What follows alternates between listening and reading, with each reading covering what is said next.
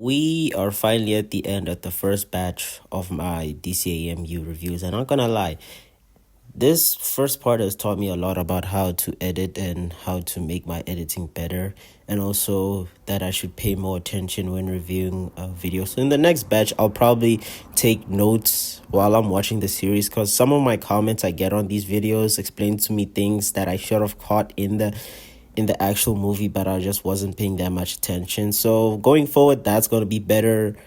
And also, I'm having fun reviewing videos, and I'm going to take a break and talk about an anime next, because I've been wanting to talk about an anime for the longest time. So my next video before the year ends is going to be about an anime, so look out for that. So yeah, with that being said, let's get to the video. To round out this review of DCMU, we will be talking about Batman Bad Blood, and this movie is close to the top of my list, and it's just below Cheap Justice League versus Teen Titans, the first one, cause this movie was just awesome, beginning to end. We literally opened the movie with Batwoman. And that was like, it was quite nowhere, because like I looked at it, I was like, did I miss something? And then her introduction is kind of weaved into the story a bit, and it starts off like this because Batman goes missing for the entire movie. Like at the start of the movie, that's the only scene we get of Batman until the third act, which is awesome because I love the Bat family. Every single one of them, I love them to bits. But we don't get Jason Todd, Tim Drake yet. I don't know why, but I'm really guessing that they're somewhere out there. They're just not introduced yet to this series, because we can't go from Dick Grayson and then straight to Damian Wayne without having those two, because they're very integral to the Bat family, and I don't know much about them either, unfortunately, and that's a shame. And I tried to get into it, because in the live action Teen Titans, holy shit, that show was trash. I think it was Tim Drake or Jason Todd. It was Tim Drake, yeah. The Robin in that movie was Tim Drake, and Teen Titans had Dick Grayson, as it should be. I don't know. It's very weird. I'm not sure what's the canon Robin to the Teen Titans. It might be Dick. It might be Damian. I'm not so sure, but I'm thinking it's Dick. I think Dick Grayson is the mainline Robin who's associated with the Teen Titans. But anyway, this movie is literally just about the Bat family just coming together and working together to find Batman, how he disappears, and how we found that who was behind this whole thing was it was out of nowhere, and the ending was brutal as well. And also, I have a slight tangent. What the hell? Why are there 3 different Batwomen? Like, there's a Batwoman and there's a Batgirl. Why is there a differentiation? And the Batwomans themselves is so weird, because their surnames are so similar. The Batwoman we learn here is Cassandra Cain, but the one I'm used to seeing is Barbara Gordon. That's Batgirl, right?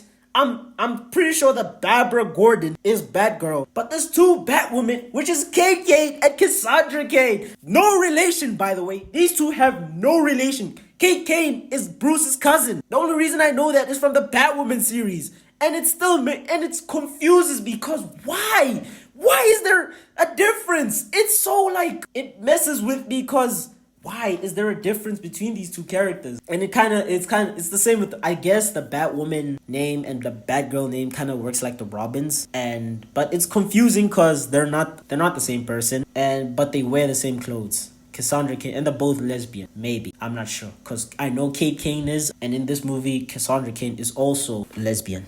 But moving on. This movie was, we also get Luke Fox. Luke Fox? Yeah, Luke Fox. Which is Batwing. I love this guy in the live action series, but we never got enough of him. So I'm so happy we got Batwing in this, because I love suited characters. Blue Beetle is also one of my favorite characters in DC because of that reason. And when I saw Batwing, I was so elated, because yes, I love me Batwing. I didn't know his actual name. I just saw him through the live action show, and then I showed him, and I'm like, yes please, give me more of Batwing, because he was so fun in this movie. And the way he gets the suit was also quite interesting. He saw his dad working on the suit, and then the Bat Vault gets broken into, so he has to suit up and actually, get together with the other Bat kids.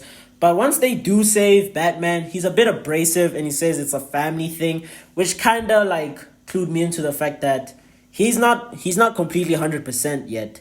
And then we find out that he's been brainwashed by our very surprised villain, which is Talia al Ghul. First, I thought it was that Batman looking character, and I'm like, why does he look so much like Batman? And then only to find out that he's a clone of Damian, who's been aged up. So he's technically also Batman. He looks like Batman. It's a weird thing in comic books where they make their kids like just follow the same genetic traits as their parents. So it was weird because Batman as a young boy looks like Damian. So it was kind of like a whiplash thing. So yeah. And then he tries to kill Damian so he can get his memories because the clone feels like incomplete. And then Talia just straight up murks him on the spot, and it's so surprising. And then later on when they're battling on on the Watchtower, because Talia goes trying to brainwash the entire world. Talia literally says, "Kill the bastard. We can always make another one," while telling that to Batman, who's brainwashed. Start with the bastard. We can always make more. I was like, holy shit. And this was a kind of like a switch around. Like, why is Talia evil here? I didn't understand. The Batman, son of Batman, made it clear that she was not about the life of her dad, but here he's trying to surpass her dad, and which is weird. I thought it was weird that it took that route, and then it kind of looked like they just disregarded the fact that in the Son of Batman that Talia really cared about Damian, but now it just seems like fuck it, I can make another one, which is again weird. And then she dies in this movie. She technically dies because at the end she gets away on this hovercraft, and then one of her henchmen comes from the end and tries to kill her, making her lose control of it, and then it tumbles into the ocean and explodes. Ends there. Holy shit. Another very, very graphic and weird death. I'm so shocked by how gruesome these deaths are, and that's like, yeah, this movie's an 8.5. I really love this movie because Bat Family.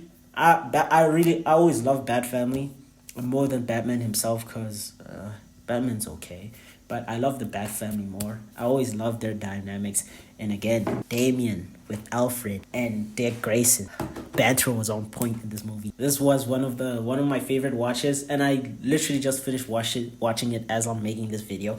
So it was pretty cool, yeah. So far, this feels more like a Batman universe than a DC universe. This feels more like, because we've had I guess distribution of Batman and Justice League movies is the same, but that's why I'm saying it feels like a Batman movie. But because in the Justice League movies, except for the first one, Batman is kind of like the leader along with Superman, so there's that. But I think that would be it for this video, because I'm gonna have to start. The next one will be probably the next 6. I'm probably just gonna do a 6 movie review each time or whatever I feel like. But the next one is the next 6 I'm gonna do. It contains my favorite movie out of this lot, and that is Justice League versus Teen Titans. So yeah, guys, hopefully look forward to that review, and I have more reviews coming and other like topic videos. So yeah, guys, make sure you look forward to that. So with that being said, I am out.